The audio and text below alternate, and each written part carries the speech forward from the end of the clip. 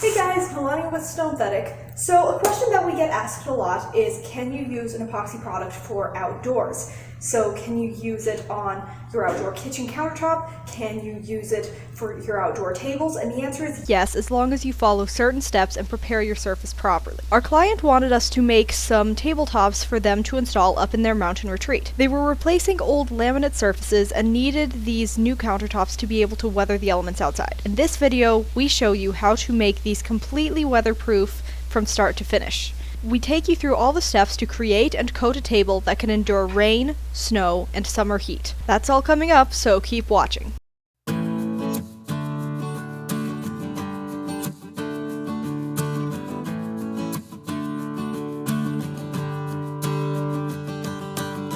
Our customer needed 4 total tables, 2 smaller and 2 long tables. First, we cut the table to size twice over out of 3/4 inch MDF. And here I am gluing them together. I just poured out some Titebond wood glue onto the bottom half and got out a paint roller to spread the glue evenly.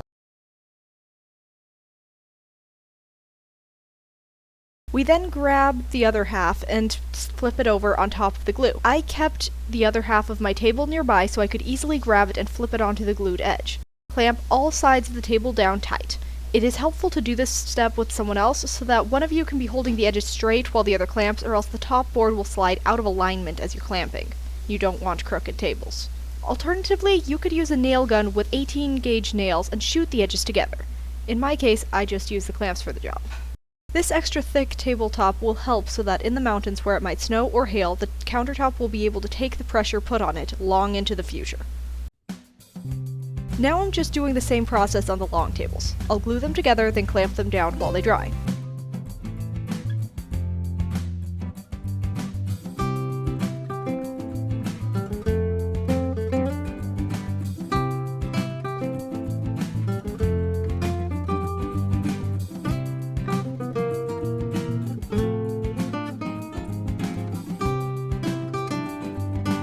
Our client had chosen the half-nose edge, so we went over both sides with the router and a 3/8 inch round-over bit.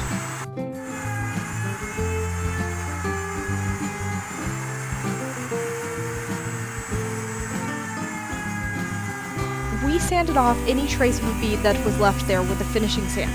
Remember our frosted chocolate pattern? Our client had liked some qualities and colors it had, but had wanted us to make a few changes. We show you how to make that sample board in a separate video. I posted a link to that video down below if you want to watch that one. Whenever we are customizing an existing pattern, we make a new sample board with the changes asked for, and send in pictures of every step along the way so that if they liked the pattern better at one point in the process, we can do it to the particular step that they liked.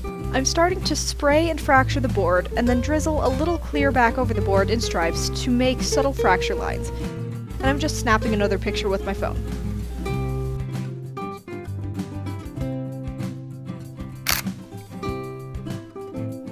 So, here's the 4 pictures we sent over. They really liked that first step. We are calling this subtle pattern Caramel Foam, and you can now see that on our patterns page in our website. Question: which pattern would you have chosen? Would you have selected a different pattern? Or did you like the frosted chocolate? Let us know your own pick you would have went with in the comments below. Now I am painting the underside of all the tables with RedGard. This forms a waterproof protective barrier. I am also painting a little up in the edges with RedGard.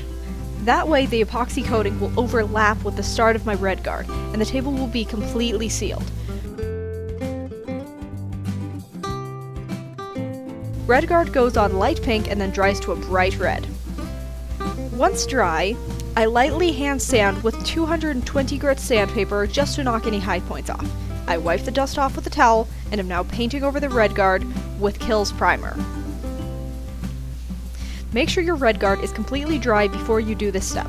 The Kilz will just allow me to paint my base tint over that.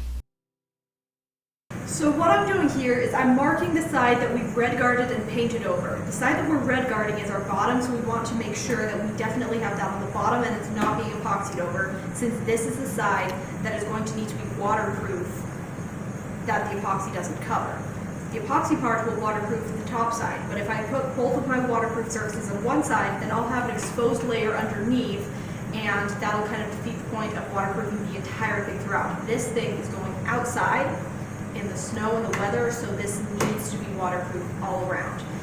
And we're painting the top side and the underside, so normally it's just, okay, well, why don't you just leave it as is? Well, this is a table for a family outside, and they're probably going to be seeing this to a certain extent, and you don't want this unsightly, really red thing sticking out at you every time you just have to glance a little bit underneath or have to wipe the bottom of the table. So we painted over that, but in doing so, the entire thing is coated. So this helps us to know this is our bottom side.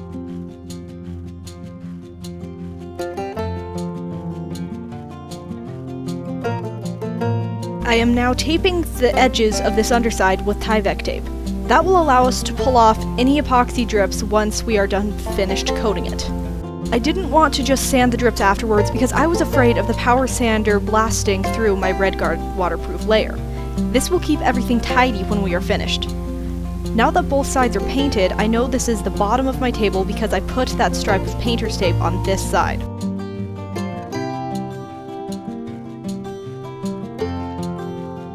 Here I have flipped the table right side up and am pouring the epoxy out onto the surface.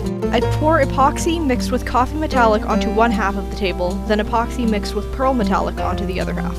Another tip, if you are using the epoxy for outside, I recommend sticking with earth tones. Avoid whites if possible. I use Stone Coat countertop epoxy, which has added UV protection and does great at not fading or yellowing, but even with the added UV inhibitors, left outdoors it will still tend to amber just slightly. With the earth tone colors, it should continue to look great over the years. I'm using an 1/8 inch square notch trowel and mixing the epoxy further directly on the board before troweling it out evenly along the surface.